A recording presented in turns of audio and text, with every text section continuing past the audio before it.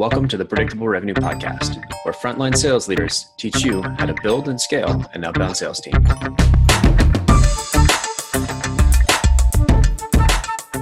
right, so we're here with Kyle Richless. He's a reformed attorney and chief conversation starter at Axiom Law. Today we're going to start off talking about quota. We're going to pivot into talking about compensation, and then dive into the meat of recruiting. Kyle, thanks for jumping on the show today, man. Absolutely. Thank you for having me.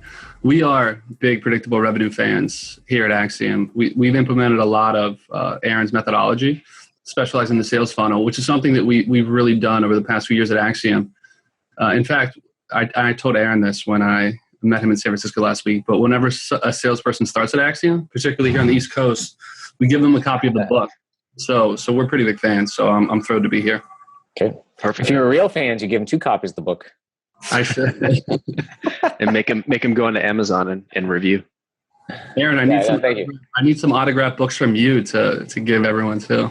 Yeah, honestly, if you ship me out a box and with some way to ship them back, then I'll get to them at some point. I'll take you up on it. Cool. I'll arrange the details after the call here. Perfect. Let's before we jump into quota. One thing I think we glossed over that would add some context here. You guys are, because I think the whole sort of interview and everything we've got that we want to talk about today, this will add some really nice context. But can you tell us a little bit about Axiom Law and the niche that you guys are focused on? Absolutely. So Axiom Law is a new model alternative legal services provider. This category of alternative legal services providers, I credit our founders with creating. It's an emerging space. So I'll give you a little bit of context about why we were created in the first place. And I think that'll help you to understand who we serve. And so, as you know, the internet is ravishing everything and every industry is being disrupted. You can name a million disruptive companies off the top of your head, and mobile is helping that. And how ubiquitous and free information is coming is also helping that. But the interesting thing about legal is the legal industry really hasn't changed. So if you look back over decades or even a century, it's the same way that legal services have been delivered, which is by and large big law firms with partners presiding over armies of junior attorneys. And the partners are making a killing financially as the junior attorneys or the junior associates are doing the drudge work of looking at precedent or going through case law, et cetera. And so our founding premise was there's got to be a better way to do this, a better way to deliver legal services to clients that are more economical. And there's got to be a better way of practitioners to practice that afford them some variety and flexibility and control over their career. And so Axiom created a marketplace where high caliber legal services are available flexibly and on demand. And because we've eliminated the operating overhead and we've eliminated the partnership model, the legal services they cost a fraction of what a traditional legal service provider or a law firm would cost. And so we are selling to chief legal officers at some of the biggest companies in the world. So if you look at a bulge bracket investment bank or a big pharmaceutical company or a big tech company, by and large, they have large in-house legal teams. But those in-house legal teams are still complemented and supplemented by big law firms that might do big litigation matters or M&A matters or anything under the sun. And so instead, Axiom attorneys come and join these in-house legal departments purchased by, say, the general counsel or chief legal officer of a Fortune 500 company. Gotcha. And I think that adds just the perfect amount of context here. So let's jump into talking about your quota. So we're going to pivot completely, and then we'll come back to why that little introduction was important. So totally. Can you tell me about your quota for the year? Yeah, so my team is goaled on a meeting basis. So our sales reps go and usually meet with clients live or over the phone. Mm-hmm. And everyone on my team is on the hook to deliver 60 meetings a quarter that they schedule or they originate, which are completed by a salesperson. So not pushed or not rescheduled, right? So it's 20 meetings a month, 60 a quarter per Gotcha. rep. How big is the team? So we have 11 here on the East Coast, soon to be 13. We'll finish so we have a centralized team here in New York that supports all of our East Coast operations from Toronto down to Florida.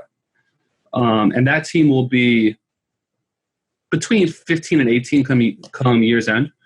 And then we have 3 in Chicago that is originating pipeline for our Midwest corridor, and then 1 in San Francisco and 1 in LA. Gotcha. So in terms of 20 meetings a month or 60 a quarter, what are you guys going to do to get to that quota? From a tactical standpoint? Mm-hmm. Yeah. So I describe our outreach as multi-touch, multi-channel. And a multi-channel is we leverage LinkedIn InMail. There's some reasons in some markets where LinkedIn messaging works well, particularly after you've connected with a prospect and after they've viewed your prospect and they've warmed up you a little bit. It's big fish in small pond.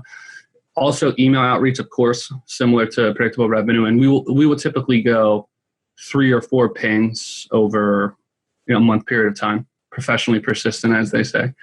And then there's also a telephonic component, particularly in what we call our call windows, which will be first thing in the morning from 8 to 9, and then about right now from 4:30 to 6:30. And it's the reasons you would expect. We are trying to be on the phones when the gatekeeper's not in seat, because you can navigate a gatekeeper and there's tactical ways to do so. But the best way to get around an assistant is to just be on the phones when the assistant's not in seat. Right. And then also the clients tend to not be in meetings that first hour of the day or that last day. And so ideally, my reps would be on the phone during those call windows and then be leveraging the 2 other channels through the balance of the day.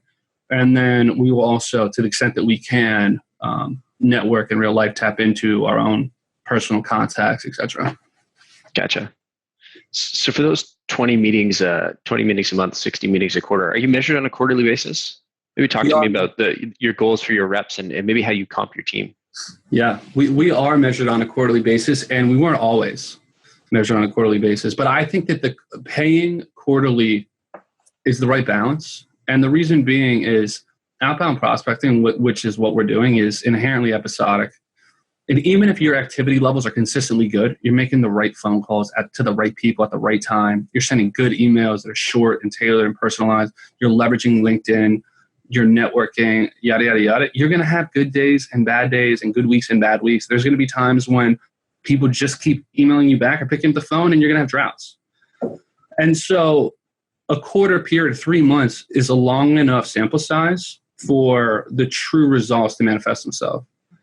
But it's not too long of a period for, say, if you were to comp someone annually, if someone's really ahead, they take their foot off the gas, or if they're really behind, thinking there's nothing I can do, I'm going to miss goal. So take their foot off the gas. And so that quarterly compensation structure is deliberate. And then as far as how we structure, how we pay, there's a base and variable component. And the variable component is 34% of the base salary. And that's what's paid out quarterly. Gotcha. So how do you find good people to fill up this quota, 60 a quarter? Fill up the quota, and then to fill up a team that's been rapidly growing. The team was how big? Yours truly 3 years ago, and now it's it'll be perhaps 20 across the country come year's end. Yes, I think that talent and talent attraction is the single most important thing, right? So if you have a great process that's ironed out, that really helps. And if you have great onboarding, that really helps. And if you have a great lead gen or SDR sales partnership, that really helps. But if you have great people, they just find a way. And so I think that as a team manager, I need to prioritize my time accordingly. And so I might spend a third or even half of my time recruiting aggressively. And my personal preference is to recruit directly from undergrad, which is at odds with some of my peers. Because the conventional wisdom, if you get someone with a little bit of experience, they just come with more polish.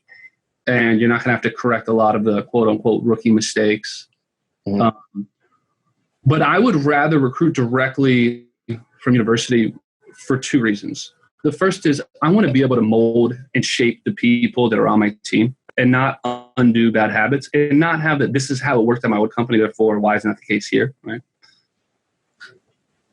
And so I think of a talented recent grad as a piece of clay that we're going to make great by really, really investing in.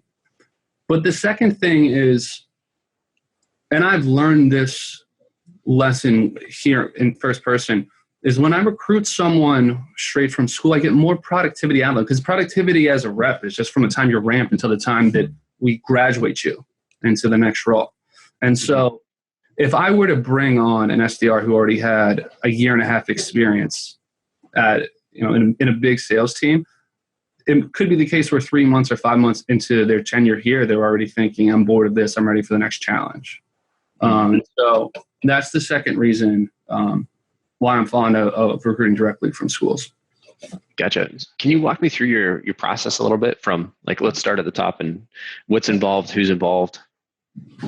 Sure. Kinds of schools. Yeah. Teach me your secrets, master.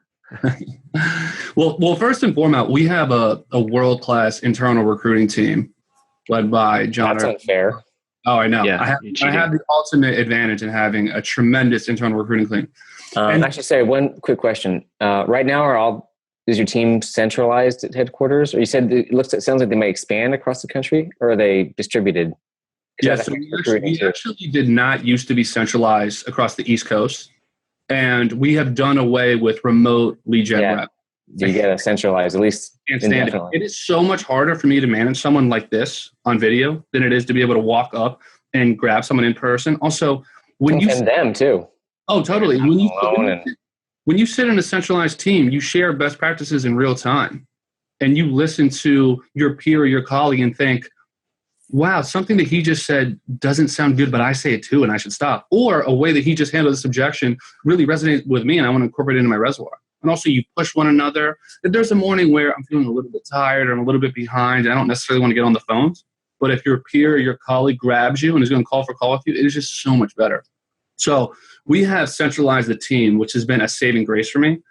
But now that is just the East Coast. So the long-term goal for me, the end state, is for a centralized team in Chicago, right? And then a centralized team somewhere on the West Coast, whether it's in our San Francisco office, our LA office, et cetera. Gotcha. So coming back to the recruiting process there, starts with where you recruit from, then what's next? Starts from where we recruit from. And so we have identified the select schools that we want to focus our recruiting efforts against.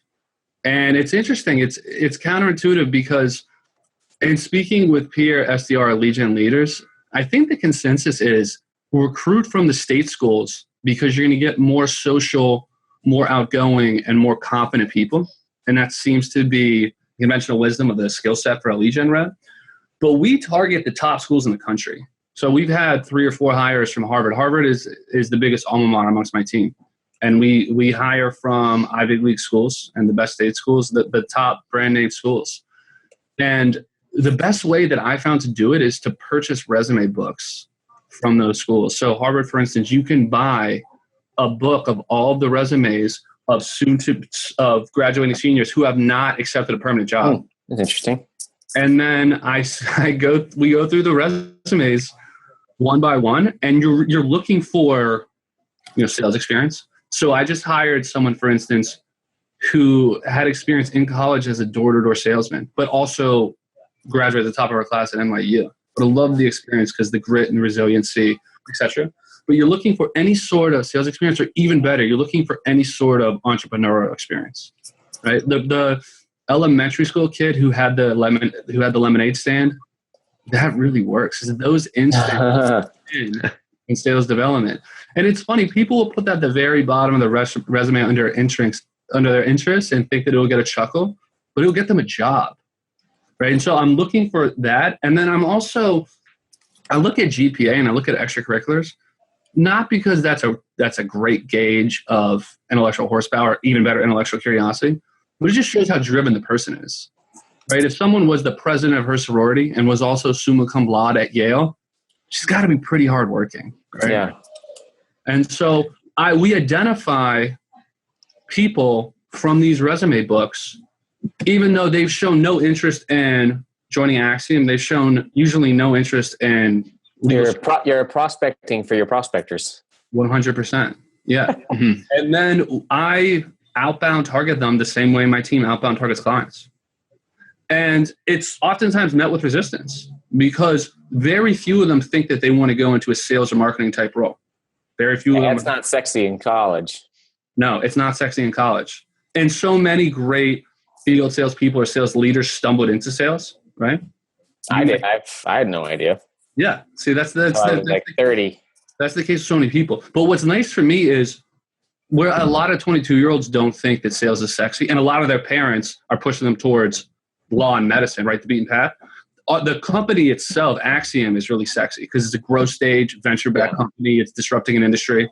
Well, and sales really isn't sexy in itself, but the skills you get, the life skills you get are sexy in a way. Because if you want to do anything in life, you need to be able to sell yourself product or ideas. Totally. Even if it's in one of the industries that mom and dad like law or medicine, you're still selling yourself. Yeah. Or nonprofit or, whatever you want to do. Totally. I was just reading an article today about how venture capital is sales. Selling your limited partner and raising a fund, selling your entrepreneurs on joining, everything. So yeah, I'm curious. How do you sell a recent Harvard grad or a future Harvard grad to take a entry-level sales role with Axiom? Start with an email. It can either be from my colleague on a recruiting team or from myself. And I introduce myself, and I note what in particular about their background or their resume intrigued me. And I say I want to introduce my company to them. That's it. Okay. Sometimes they respond. Sometimes they don't respond. Regardless, my second step is I get on the phone, I call them. I'm Kyle Richless. I'm calling from Axiom, and I give a quick spiel about the company, why we're growing as quickly as we are, why we're turning the legal industry on its head, and why we're the future. And then I tell them, I want you to come and spend a day in our offices and learn about what we do. I introduce the team. This is a lead gen team. We generate pipeline for our sales team at some of the biggest legal departments in the world. And you may or may not be interested in joining my team or in this sort of career trajectory. But if nothing else, it's going to be interesting for you to have firsthand experience of a day in the life of this sort of growth stage company in this industry. And worst case scenario, you say, okay, this is something I don't want to do. So that's not a hard sell to get them to just come down for a day, right? Mm-hmm. And if you're at Harvard in Boston, when's the next time you're in New York City, right? Or come see our Boston office. And then once you get them in the door, we have a beautiful office and a just tremendously talented team here, which is one of the best parts about working here. And then they are what sells the people in the company. I've assembled, I can say this shamelessly because it's true, but we have assembled a tremendously talented, but also fun team. And I think that that's magnetic. And so I have someone come spend the day and shadow people on my team. And after they see how talented the team is and how fun our office is and the type of energy we have in this office, then I'm also evaluating them. I meet with them during the course of that day. And then I ask them and try to persuade them to enter our evaluation process. What's your evaluation process? Tell me a little bit. Yeah, so it can start with come see Axiom for a day, as I just described.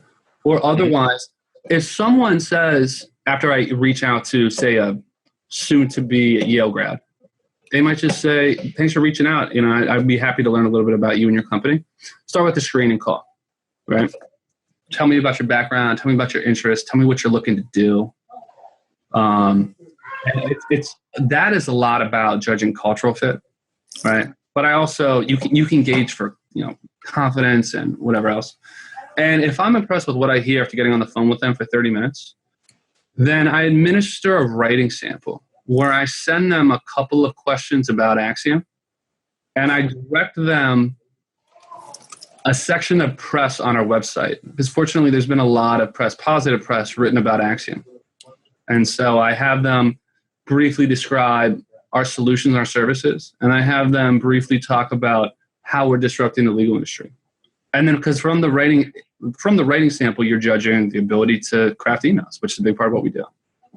And then if that goes well, we have a case study, which is 2 parts, and it's scheduling a meeting with me, and I play a client, Lisa Snow.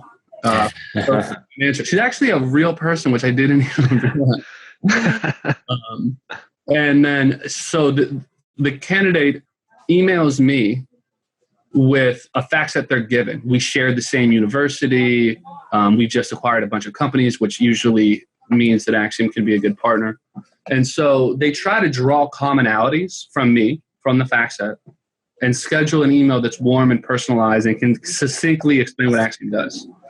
Then I write back and say, this is interesting. I've heard good things about Axiom, but I need to get on the phone quickly with you and ask you a few questions before I can commit to carving out time to spend with you. I'm super busy. So then we turn to the second part of the case study, which is get on the phone with me, answer some rudimentary questions about Axiom. But more than anything else, I push back. And I want to see if they stumble when I push back, right? I want to see if they lose their confidence. And then finally, I warm up a little bit over this phone portion of the case study and think, okay, maybe this is a good use of my time. We are leveraging law firms, which I aren't super happy with. And I'm looking to see if the person has the instincts to score the meeting or push for next steps. All right. And I put that on the fact set that the goal here is to get time in person. And you get a sense for the sales DNA of the candidate and if they can steer the conversation towards what is your availability look like next week or the week thereafter? Let's find 30 minutes to sit down, right?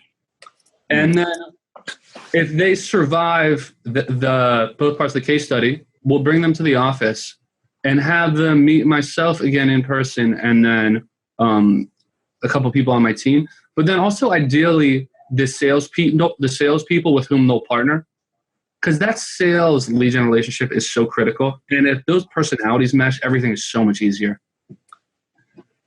And then so then there's a live interview round, and then sometimes this is something that I recently administered, which I like a lot, but does draw out the process. Is after the live interview process, there is a final Skype, which is a feedback session, where I tell the candidate what they did well, but also where they went wrong. And when you're doing a writing sample and live interviews and an email case study, a phone case study, you're going to make mistakes. When I give them feedback, I'm looking to see how it's received, because one of the things that we really prioritize is coachability. So I give a bunch of feedback to try to gauge for what I call the absorb and apply test. And after I give the feedback, I have them redo what they did wrong. So if in the case study on the phone, they handled an objection poorly or described the service of Axiom poorly, I tell them how it can be better, and then I replay it on the spot. And I see if it's met with resistance or if it's implemented and done well. How does that usually go? Okay. I like the writing sample too. Yeah. Writing sample is really telling. It shows you how much time the person's willing to invest, shows you their writing ability. As far as how does the feedback go, I mean, you can get some reactions that are people are taken aback or people are defensive. Or you can get oh, that totally makes sense. Would it be better or would it be more correct if I framed it like this? And you're looking for the latter, of course. Gotcha. And then finally, if someone survives that process, it is pedal to the metal to close that person. We should never, ever, ever lose a candidate that we want on this team, ever. No exceptions. And so if I make you an offer, I talk the candidate through what are the attributes that we're looking for that sets someone up for success, not only in this role in lead gen, but for future success and other roles at Axiom.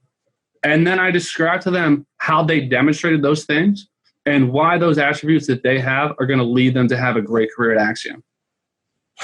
And then we make them an offer, and then it is full court press. Everyone who met them should reach out to them, congratulate them, express to them why we want them on the team and how badly we want them on the team. We've assembled a top 10 reasons for joining the lead gen team. And I truly think that this is the best place to cut your teeth if you want to have a sales or marketing career anywhere. And this is a great place to work, frankly. And so we've assembled a top 10 reasons for joining Axiom. And then we'll just check in. We'll check in with people and say, what are your reservations? And what are you feeling good about? What are you not feeling good about? What questions can I answer? And that's the mindset you got to have is you have to close this candidate like this is the best sale. This is the biggest sales opportunity you've ever had, and you need to get the signature. And you have to have that mindset. And so our win rate from offers extended to offers accepted is 95% or something really, really high. And I think that as a leader of this team, this isn't something you just delegate to recruiting, right? This is on me. This is on everyone on my team to make sure that we get that person signed up. So that's the mentality I have. And I think that that's been really critical to assembling a really talented team. And again, I think that having talent is the most important thing. Couldn't agree more, man. You sort of dropped a couple hints at it earlier, but can you tell me about some of the things that you screened for throughout this process? Yeah. So it's interesting. This is hardest when you first start the team because you don't know what good looks like. But once you've made 10 hires or 15 hires or 20 hires, it's easier because you have all these data points of what drove success in some and what was lacking in others. And so then you can reverse engineer your talent, your ideal candidate profile, your talent profile. And I have settled on about 5 things that I think are non-negotiables that we need to have in candidates, or 6 things if you include cultural fit. That's a given. They got to your core values. But here are the 5 things that I'm really looking for. The most important thing in the candidate is sales motor. And sales motor is, do you bring your A game and your effort and the right attitude every day? Whether you're ahead of quota, whether you're behind quota, whether you have the hottest day of your life lined up that night, whether you had a big party the night before, are you self-motivated and driving hard every single day? Because the easiest way to win as an SDR is still to just outwork people. It's the same way to win as a salesperson, right? Activity levels. You got to kiss a lot of frogs. So motor, it works. It works. So motor is the most important thing. And how do you gauge for motor? The GPA is telling. Extracurriculars are telling. Sports are intense telling. Things are like theater can be intense. Someone who's looking to, we also have someone who has looked to take the initiative. Yeah, initiative's a good one. On extra. Yeah. Sports teams is the obvious one because then you also have the competitiveness too, the coachability, and then references, right? If we're going to be recruiting from the same schools and we're recruiting from the athletic teams at a school, you can find connections to those people, and you can ask them, how driven is this person? How many extracurriculars were they involved in? How many initiatives did they start? Yada, yada, yada. So anyway, sales motor is the most important thing. From there, the second one is coachability. And I test for it through this absorb apply test in the evaluation process. And the reason that's so important is the people that are really coachable get better more quickly. But more than that, people are willing to invest in them. The salespeople will give them more feedback. We'll spend more time with them. They just get better more quickly, and they end up being more promising contributors to Axiom. Confidence is the third thing. That one's pretty intuitive. If you're going to be on the phone calling senior level decision makers, you can't keep it timid. It just doesn't work. Yeah. But fortunately, that's easy to test for because on the screening call, it shines through. And then on that phone portion of the case study, it shines through. And then when you're sitting down in an interview with me or my colleagues, it shines through. That's the third one. The fourth one is intellectual curiosity. So not just the smarts, but how much do you want to learn? Because we sell sophisticated services, we sell them to sophisticated clients, and you have to be willing and you have to have the interest to really explore our services, our client sets, how we add value, how we're different, how we're better, how we're growing, where we're going. That's just critical. And the people that have that sort of curiosity, they come prepared and they ask you good questions and they show up meeting me having learned about me from my LinkedIn profile, right? And that writing sample reflects that, right? So curiosity is the fourth thing. And then fifth, you're looking for entrepreneurial instincts or sales DNA.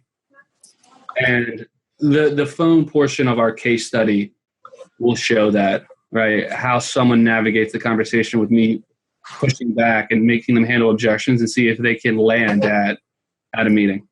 And we've seen that this has proven true on my team over and over again. The people with the natural sales instincts and that entrepreneurial bent, it's so much easier for them. Especially because a lot of my people are deployed against colder territories. They might not be familiar with Axiom and might not know that there's players outside a big law firm. And so it's through business development. And so those are the 5 things that I'm really looking for. And as I just described how you test for some of them, but what I'll also do is in the live interview rounds, when the candidate will meet with some of my colleagues, hopefully the salesperson with whom they'll partner, I will tell them, judge this person on the merits to see if you think they'd be great at Axiom. And yes, judge them for cultural fit and would you like to work with them? But I really want you to go deep on curiosity. Or I really want you to go deep on this person's motor. Or really want you to gauge whether this person has sales instincts or entrepreneurial instincts. And so I'll delegate to certain people who evaluate them one of those 5 attributes. Aggregate all of the intelligence I get so I can make a more holistic judgment call on, is this person right for our team? Man, I'm not even sure I could get hired there. I'll hire Aaron because he's going to sign my books. I got it in. Oh, man. Hopefully I can keep this job. Perfect. Man, that's super detailed there. So yeah, I will say too, if you've been on the side where you've seen the difference that the people that, especially when you're building a team, I mean, it's always important, but especially those first 1 or 2 or 3 hires can make, sometimes it's one of these things where sometimes it doesn't matter, but sometimes it makes a huge difference. What if they're the right people? Yeah. If they're, if they've got that sales motor or gumption, or just, for example, I was talking to a client today and they've got a couple of SDRs. It's newer. They're just sort of dragging. And I think it's just they're not, I don't say motivated. They're just not and they haven't been, they're just not energetic. One's just, and they need some, they need some more focus. There's some other things going on there, but it can be hard sometimes when it's new, right? When you are the first 1 or 2 and you're not really sure and you're trying to, grind it out. But if you have someone who's just a go-getter, it can make all the difference, even one person like that. Totally. Especially at the beginning. They're a pace setter for the rest of the team. Yeah. Yeah. The star performer, and even more specifically than that, the person with the biggest motor, they carry everyone else. It's like the lead horse in a race. They out of all boats. And then also your point about how it's tough to be the first few people.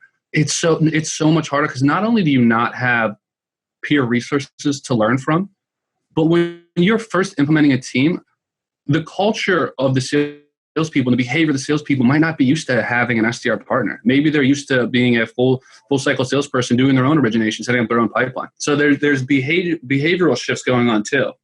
And so it's hardest to be rep number 1 or rep number 2. And it's most important to nail those hires, but it's hardest to nail those hires because you might not yet know what you're looking for in those hires.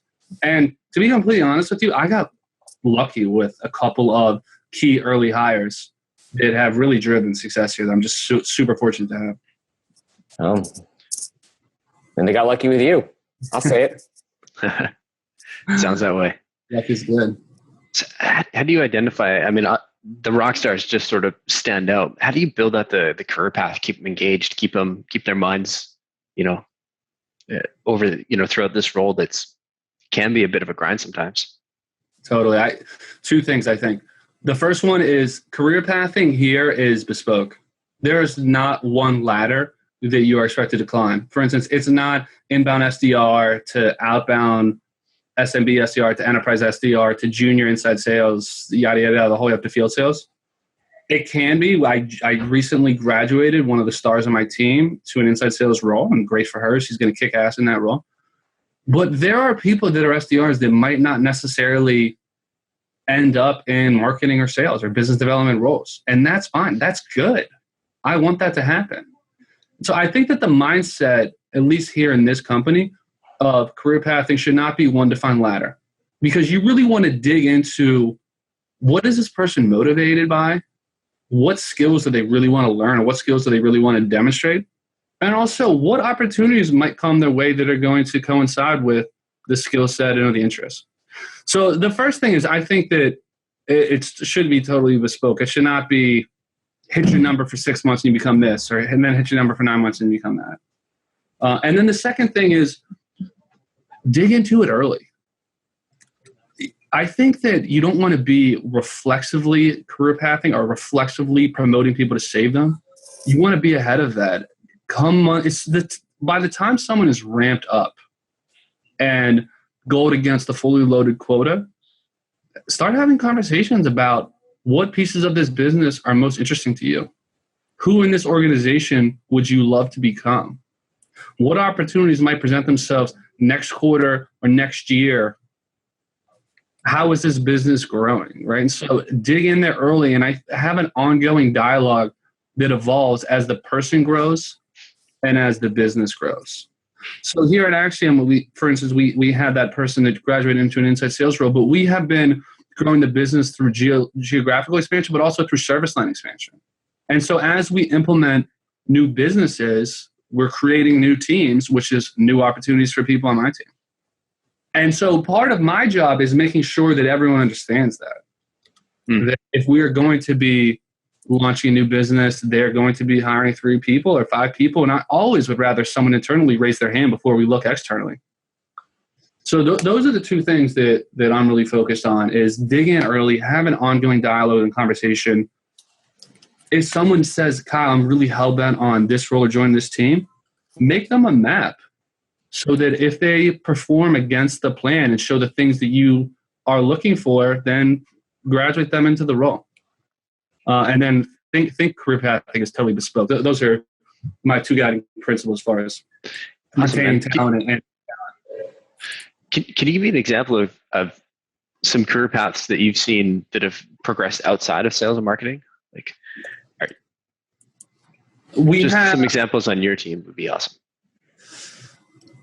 On my specific team, we haven't had any truly unusual moves. Our head of digital marketing was an SDR, but that's a more traditional move. The person on my team who graduated to a new service is in more of a qualifying role, but it's still a sales-oriented role. Mm-hmm. So I haven't had, for instance, that's not true. Our head of product was a lead gen rep once upon a time, but it was 7 or 8 years ago. But I haven't had anyone on my team under my watch who has gone SDR to, say, an engineering role, for instance. But I would be totally open to that, and I'm looking for that. And to the extent that someone has that interest and skill set and opportunity, I'd fully support it. Cool. We actually had somebody on our team go SDR, product manager, engineer, which was the weirdest jump that I never would have guessed. And he was a recovering accountant, of all things. I would never think accountant to SDR. I mean, I would never think SDR to engineer, but accountant to sales? Wow. I think I actually asked him, we've got 2 on our team that are like CPAs. And I was like, in the interview, I'm like, what are you doing here? Like, why do you want to go into sales? And they honestly, for me, they had just a great brain for it. It was a really great fit. They were awesome people. They were frustrated with the industry that, spent all this time investing in their life and their skills and just realized, like, I hate accounting. So, we've got 2 people from accounting. We got a bunch of people from the banking industry that jumped on our team. So it's been, I guess it's public now, but it's one of the things we actually actively target and recruit for. Interesting. I'm gonna have to add that to my playbook. It just shows you the SDRs come in all shapes and sizes, and there's not one single blueprint. So it's not just the college athlete at a big state school, right? Yeah, man. I was shocked to find that you guys were hiring from like Harvard. That's incredible. Yeah, you wouldn't think, but and when we hired 2 more from Harvard about 8 months ago, and it was met with some resistance and some people in this company who I really respect questioning me, like, Kyle, this is not the profile that you would think to recruit from Harvard, because aren't the people from the Ivy League schools going to be more nerdy and less social? But we've gotten great people. Right on, man. Yeah, and about Harvard or stuff, I've heard multiple times, like someone from Harvard or Stanford Business School. I don't know about SDRs, but just in general, it seems consistent. I don't know, tend to have more of an ego. Interesting. Well, you were Stanford Business School to sales, were you not? Yeah, I got into Stanford Business School. Didn't go to start a company. I don't know. I mean, look, I've got my ego, but like everyone else, but I generally think I'm actually more humble than. I balance them too, but I don't feel like it's a big issue usually. I don't know. I have to ask my wife. Yeah. I'm the I most mean, humble guy I know. well, I'm the firm believer that, you know, everyone needs to get and do the shit work. So I've always been happy to do that. Well, almost. And then, like, you know, if I'm going to ask someone to do something, I should be willing to do it myself too, or have already done it. Yeah, then you really know what it's like to be in the role, and you can provide better coaching. Yep. Mm. Yeah, we had Matt Edmondson on here a couple weeks ago, and he said that was the one key piece of advice for new SDR managers was to actually do the role. So you get that time and seat, you have that actual experience, and it's not just this is what I would do, this is what I would do. You're actually talking about, this is what I did. Like, you want to whine about your quota? I smashed my quota every week that I was in that role, right? And lead by experience is one of the things that really worked for him. Totally. And I think not only that, but to have experience generating your own leads, but even better at that company and for the client sets. And you know, I was an SDR for a HubSpot or Salesforce or a really, really well-known and strong brand. I could see people on my team saying, well, Kyle, you don't know what it's like to sell a business that people might not have heard of, or sell to attorneys that are very risk-averse and intransigent and are stuck in the status quo. And maybe you have a better way, but I'm just going to stick with my law firm. Right? But being that I was the one doing it myself, I think that there's some credibility there, but I know what they're going through, and I know product messaging fit, and I know objection handling and starting a conversation. I know when to call and whatever else. So I think that's really important. How long were you an SDR for? So I interned here years ago, and in an SDR type role, and then I finished law school just after the bar exam, and came back, and might have been 8 months before we started scaling the team and I made my first hire. Right on.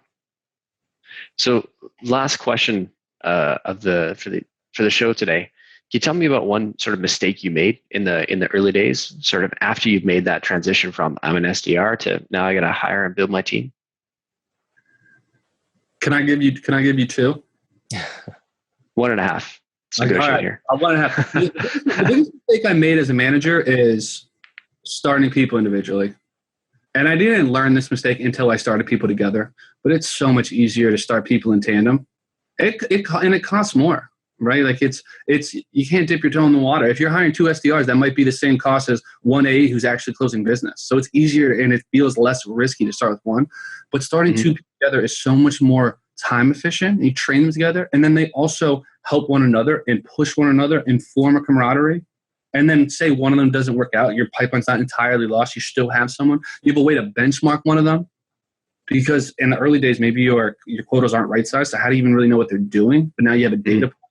So it's just, everything is so much easier to start people in tandem. Was that both your points, and that was just a really bad pun, or? No, that was only one. I'm trying to stick to the rules. I'll give you a quick version of my second one. The hardest thing to do as an SDR and also as an SDR manager is to keep an even keel, because there's highs and lows. Listen, you have a bunch of big wins. Maybe you scheduled a big meeting, got a big demo, qualified a big opportunity, maybe even closed business, and you feel like everything is roses, life is golden. But you might also have really good activity levels when you're doing the right things over, say, a week period of time, and you get no results, and you can lose your confidence and then start a spiral. And the same thing as a manager. As a manager, all of a sudden you're a little bit helpless because you're not directly inflecting the results. And if your team is a little bit behind, it's scary. And if your team's crushing it, it's God's gift, right? So it's hard to keep that even keel. The more experience you get and the more tenure you have, you learn to live with, if my inputs are great and I'm controlling the things that I can control, over a period of time, the results will be there. But once you learn to just focus on the place and not the score, and control the things you can control and keep an even keel, it's much easier to execute, and you're much happier in the role and managing people in the role. Awesome. When you do something new, start with 2. When you I love that. Nailed it. Right. On that beautiful poem from Aaron, I think that's a great spot to end it. Kyle, thank you so much for coming on the episode today. This has been, we learned so much. Thank you. It was a pleasure. Thank you so much for having me. Welcome.